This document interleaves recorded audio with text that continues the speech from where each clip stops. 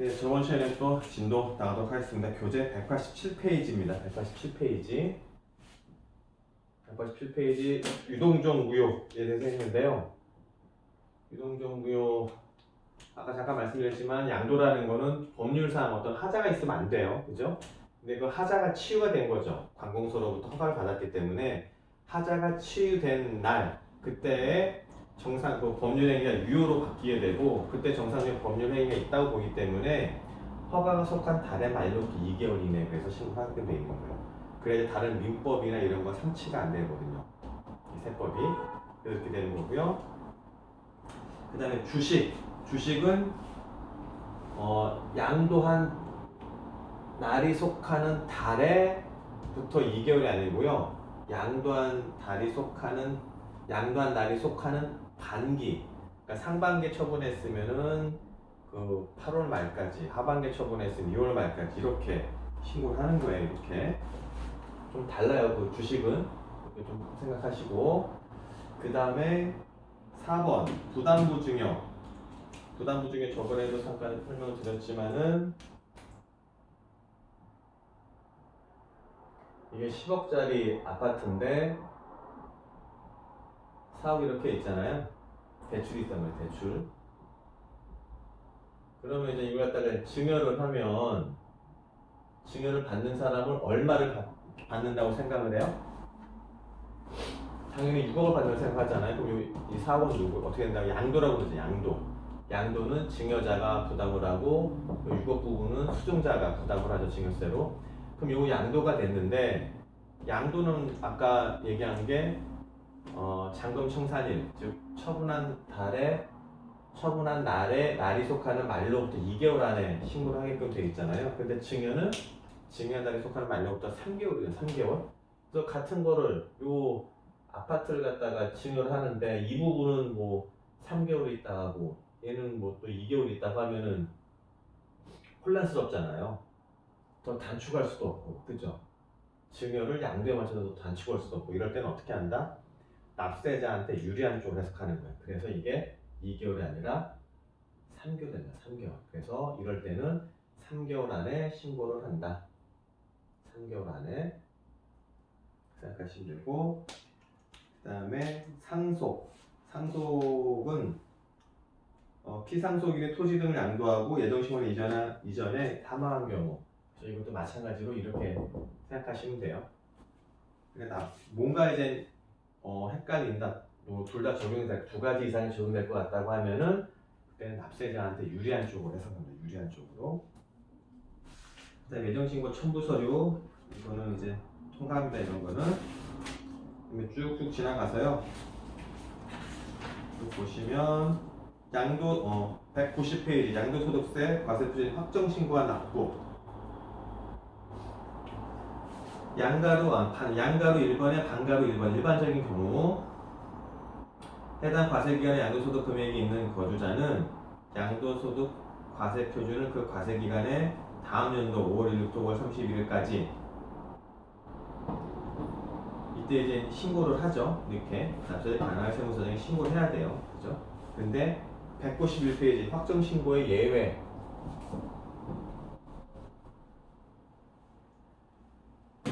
양도소득만 있는 거주자로서 양도소득만 있는 거예요. 다른 소득은 없고 양도소득만 있는 거주자로서 양도소득 과세표준 예정신고를 한 자가 해당 소득에 대한 확정신고는 안 할 수 있다. 그죠? 다만 해당 과세기간에 누진세율 적용 대상 자산에 대한 예정신고를 2회 이상 하는 경우에는 그렇지 않다. 이게 무슨 말이냐면 그러니까 양도세는 예를 들어서 부동산을 양도를 하면 부동산을 양도한 날이 속하는 달의 말일로부터 2개월 이내에 하죠. 그죠? 예를 들어서 이제 2020년도 7월 1일 날 양도를 했으면 양도한 날이 속하는 달의 말일, 그러니까 7월 30일로부터 두 달, 8월, 9월 31일까지 부동산 요 한 거를 신고 납부를 해야 되죠. 이해되시죠? 그 다음에 이 사람이 또 이거 말고 그 다음에 부동산을 또 양도를 했어요. 이건 또 언제 했냐면은 10월 20일 날 했어요. 그러면은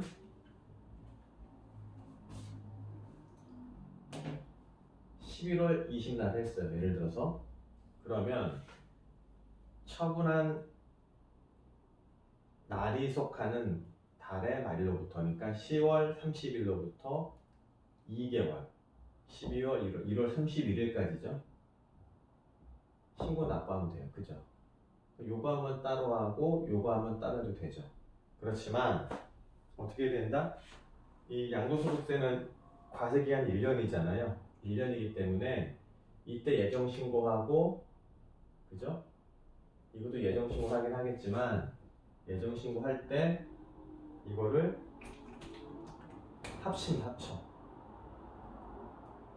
왜? 그죠? 같은 과세기간 안에 들어가 있잖아요. 같은 과세기간 안에. 과세기간 안에 같이 들어가 있으면 합산을 하게끔 되죠. 합산을. 자, 만약에 이제 첫 번째 부동산과 두 번째 부동산 처분한 게 모두 다 처분 이익이 있다. 처분 이익이 있다 그러면은 두 번째 거를 합산할 때는 아무래도 과표가 올라가니까 적용되는 한계 세율이 올라갈 가능성이 높죠. 그럼 이거 하나만 계산했을 때의 양도소득세보다는 합산해서 계산했을 때 양도소득세가 커질 확률이 크거나 같을 확률이 더 높아지는 거죠. 그죠? 이렇게 생각하시고, 만약에 이거는 플러스하다 이건 마이너스가 됐다. 같은 부동산인데 그럼 어떻게 되죠? 통산한다는 거죠. 통산. 플러스 마이너스 통산하기 때문에 그때는 아마 환급도 나올 수 있어요. 환급. 그죠? 이걸 잘 보셔야 되거든요. 그래서 이제 특정신고 이렇게 하고 또 넘어갑니다. 그 다음에 192페이지 양도소득세 분할납부 양가로 1번 분할납부 세액의 범위.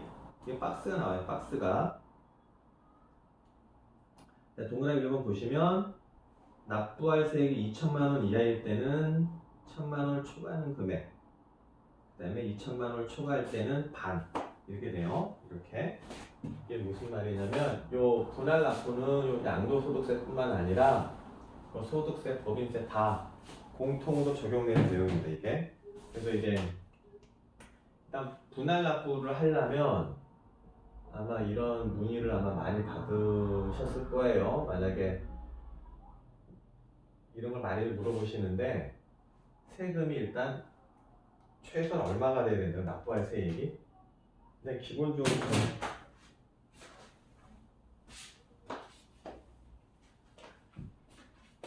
분할납부를 하려면 일단 기본적으로 세금이 1,000만원이 넘어야 돼. 1,000만원.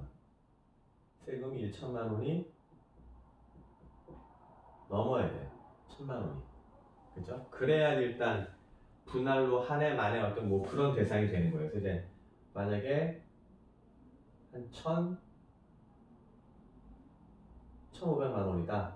예를 들어서 1,500만 원이면 분할납부가 어떻게 되냐면 이럴 때는 일단 분할납부는 무조건 1,000만 원에 들어와야 돼요. 1,000만 원이. 이게 기본이에요. 기본적으로 납부해야 될 게 1,000만 원이 되고 그 다음에 나머지 금액이 분할납부가 가능한 거예요. 500 이런 식으로. 그죠? 근데 만약에 이분이 납부하셔야 되는 게 만약에 한 4천만 원이다. 그죠? 그럼 이렇게 될 때는 어떻게 된다? 분할납부는 반. 그죠? 요거 내용 2개월 있다 내는 거예요. 분할납부는요. 이렇게 분할해서 납부할 수가 있어요. 이렇게 이해하시면 되고요. 그 다음에 192페이지 양가로 2번 분할납부의 신청. 납부할 세액의 일부를 분할납부하고자 하는 자는 양도소득 과세표준 예정신고 및 납부 계산서에 분할납부 세액을 기재하여 신고 기한까지 세무서에 신청해야 된다. 그죠? 양도소득 신고할 때 분할납부하고자 하는 의사표시를 해야 돼. 의사표시. 그죠? 의사표시는 뭐다? 신고서에 이렇게 쓰는 거예요. 말로 하는 게 아니고요. 의사표시라는 이렇게 서류로 쓰는 게 의사표시예요. 그래서 이렇게 신청을 하면 거의 다 받아줍니다. 이거는. 그렇기 때문에 의사표시에서 분할납부를 할 수가 있다. 이렇게 보시면 되고요. 그 다음에 192페이지 세액 결정 통지 넘어갑니다. 그 다음에 93페이지 가산세. 일반적인 가산세랑 다 똑같아요. 이거는 국기법에 나와 있는 거기 때문에 다 똑같은 내용이에요. 똑같은 내용. 그래서 쭉 보시면 가산세, 양가르고 부가, 그 다음에 무신고 가산세. 무신고 가산세 보면 일반 무신고가 20%, 부정 무신고가 이제 뭐 40%가 돼요. 40%. 근데 이제 40%인데 이게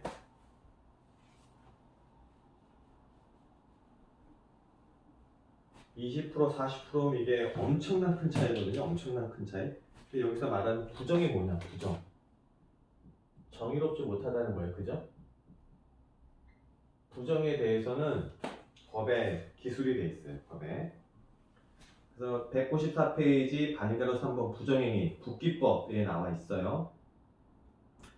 부정 무신고 가산세를 적용하는 경우, 부정행위란 조세범 처벌법, 조처법 3조 6항 각 호원에 해당하는 행위다. 이거는 조처법에 나와 있습니다. 조처법, 조세범 처벌법, 조처법이라고 하고요. 조처법에 기술이 되어 있고 조세의 부과와 징수를 불가능하게 하거나 현저하게 곤란하게 하는 적극적인 행위예요. 조세를 불가능하게 하거나, 그죠? 아니면 현저하게 곤란하게 하거나 하는 어떤 행위? 적극적 행위, 적극적 행위. 이게 키워드예요, 키워드.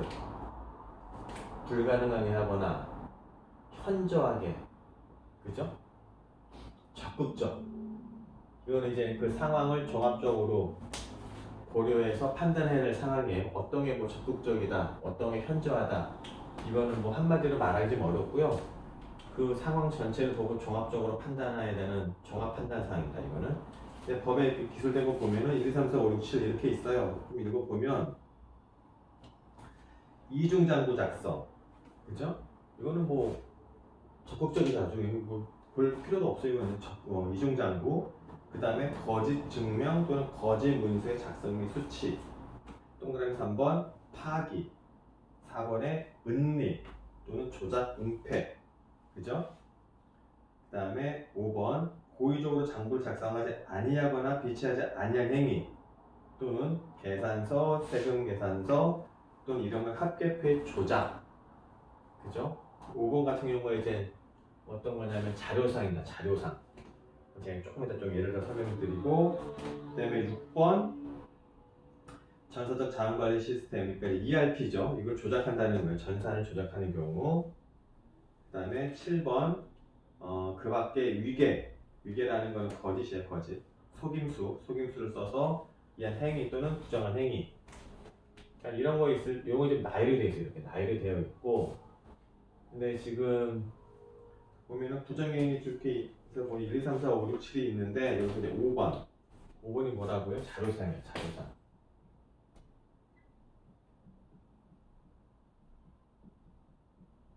자료상은 아마 말씀을 많이 좀 들어보시지 않았을까 하는 생각이 좀 들거든요. 자료상이 뭐냐면은 보면 다 이제 부가세 관련이죠. 세금, 그러니까 세금 계산서, 예를 들어 세금 계산서, 뭐 계산서도 마찬가지고요. A가 있어요, 그죠? 여기 B가 이렇게 있어요. 근데 이제 둘 다 이제 법인이라고 가정을 합시다. 법인. 근데 이 B 법인이 매출이 많아요. 근데 경비가 상대적으로 없어요. 그럼 이익률이 굉장히 높겠죠. 즉 과표가 높겠죠. 그렇게 되면은 법인세가 부담스러울 수 있죠. 그죠? 그 다음에 법인세는 이제 3월 결산을 하고 나서 이제 어느 정도 할 수, 3월 결산해야지만이 나오는 금액이고, 구체적으로. 근데 그 전에 1, 2, 3, 4분기마다 부가세가 많이 나왔을 거예요. 왜? 매출이 높고 이익률이 높다는 거는 매입 세금 계산서가 상대적으로 적다는 거죠. 매입 세금 계산서가. 그렇기 때문에 B라는 사람은 세금 계산서를 어디선가 이제 정상적인 것은 무조건 당연히 가는 게 맞고요. 그거 말고도 그 외로 가짜 세금 계산서를 받고자 하는 유혹이 있을 거예요. 그래서 어떤 사람이 개입을 이렇게 하겠죠. 그죠? 이 사람이 이제 중간에서 이제 브로커 역할을 합니다. 그래서 이제 이쪽이랑 이쪽을 이렇게 연결을 해주죠. 이렇게. 아니 이 사람이 직접 자기가 회사를 만들어서 운영할 수도 있고요. 근데 이렇게 거래를 연결해주는 경우라고 이제 가정해 보고요. 그런 케이스를 설명을 드리는 거예요. 그러면은 실질적으로는 둘 다 A하고 B라는 회사는 정상적인 회사였어요. 그런데 B가 생계산서가 필요하니까 그 사실을 어떻게 알고 이 사람이 이제 접근을 하죠. B한테. 그리고 내가 아는 업체가 있는데 여기서 생계산서 매입 생계산서 받아서 이렇게 합시다. 그렇게 되죠. 그렇게 되면은 그 거래가 일어나기 전까지는 둘 다 정상적인 회사예요. 정상적인 회사였는데 만약에 이렇게 해서 이쪽으로 가짜 세금 계산서를 예를 들어서 한 40억 정도 해줬다. 그럼 부가세가 4억이죠, 그러면요. 그죠? 이렇게 되면은 A하고 B는 둘 다 자료상과 같은 똑같은 취급을 받아요. 이거는 정상적인 부가가치세법이 이렇게 추구하고자 하는 그 질서를 깨부수는 거거든요. 부가가치세라는 게 뭐죠? 생계산서라는 게 뭐죠? 서로 크로스 체크하게끔 돼 있죠. 가능하게끔 하는 거죠. 근데 이런 가짜 생계산서가 유통이 됨으로써 크로스 체크 기능이 상실되잖아요. 그래서 질서 위해범이라고 하는데 이거는 세무서 굉장히 좀 안 좋게 보는 거예요. 질서 위해범. 질서범이라고 해요. 질서범.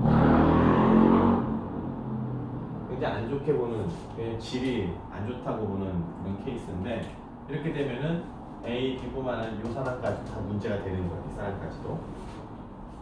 그럼 이게 가짜 생계산서가 되면 이게 나중에 밝혀져서 세무조사가 됐다. 그럼 어떻게 결론이 날까요? 그죠? 일단 뭐 B 같은 입장에서 보면 이게 매입이 들어왔잖아요. 그러니까 송금이 불산입되죠. 불산입되죠. 그럼 어떻게 되죠 이게? 40억이 불산입되죠. 그 다음에 어떻게 처분하죠? 대부분 대표자 상여로 들어가요. 상여 보너스로 들어가요. 그러니까 그러면은 법인세 나오고 부가세 나오고 그죠? 그 다음에 상여 처분에 대한 소득세가 나오죠. 그렇기 때문에 B는 본인이 받은 거에 대부분 한 70% 정도는 세금으로 뱉어내게끔 돼 있어요. 보통. 그러니까 47, 28 보통 한 28억 뭐 가산세도 있을 거고 뭐 어마어마하게 타격이 큰 거예요. 그죠? A 같은 경우는 A 같은 경우에는 만약에 요 가짜 생계산서를 발행을 하는데 이렇게 되면은 매출이 일단 입금이 불산이 되죠. 그죠? 입금 불산이 되죠. 근데 이제 요거 40억을 매출할 때 대응하는 경비가 있느냐 없느냐. 대응하는 경비가 있어요 없어요? 없죠. 없다 가정을 하면 이때는 그냥 기타로 처분해. 기타. 그죠? 기타로 처분해서 뭐 이제 이런 상해 이런 처분 안 되고 그나마 B보다 낫긴 하지만 이렇게 되면은 40억이 넘게 되면은 과세기간에 5억 이상이 되면은 통고처분 및 검찰에 고소고발하게끔 되어 있고요. 또 30억이 넘는 경우에는 특정경제 가중처벌법에 의해 갖고 좀 여러 가지 이제 좀 고생하게끔 되죠. 그러니까 어차피 이런 거가 자료상이고 절대 이런 거는 하셔서는 안 되고 만 이렇게 하고자 한다면은 꼭 설명을 잘 해서 못하게끔 하시면 안 되게끔 꼭 안내를 해야 됩니다. 그래서 이게 자료상이고요.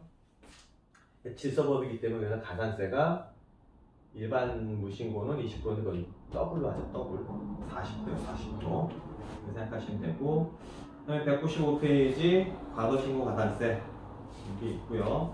쭉 넘어갑니다.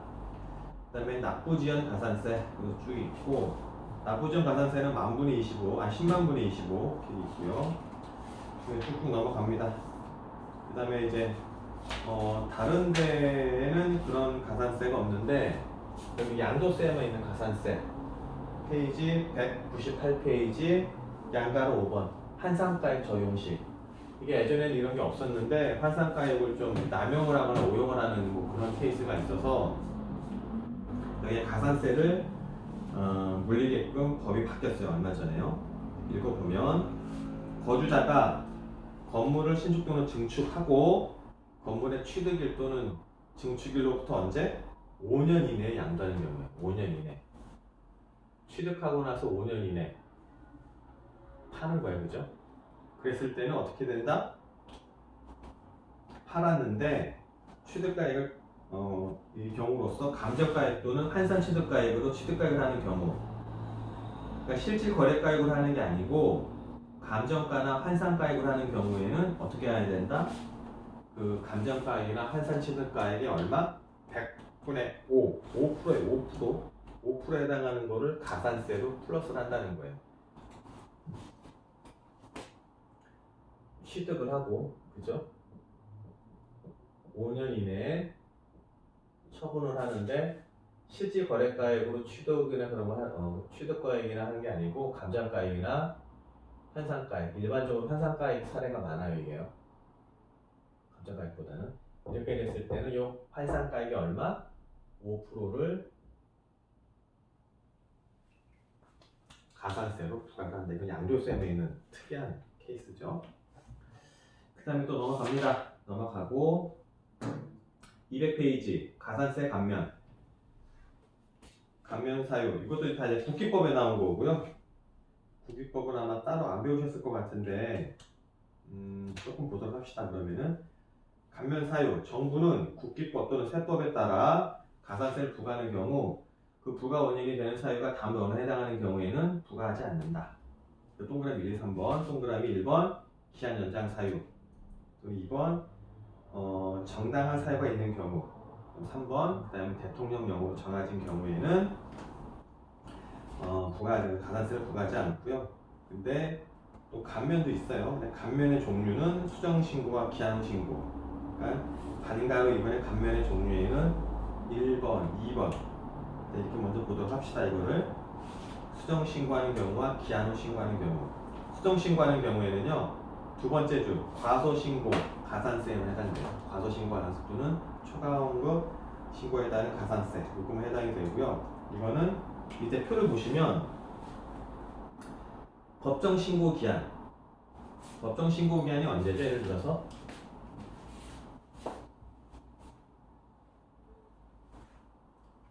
아까 시작한 것처럼 일반적인 양도다, 그죠?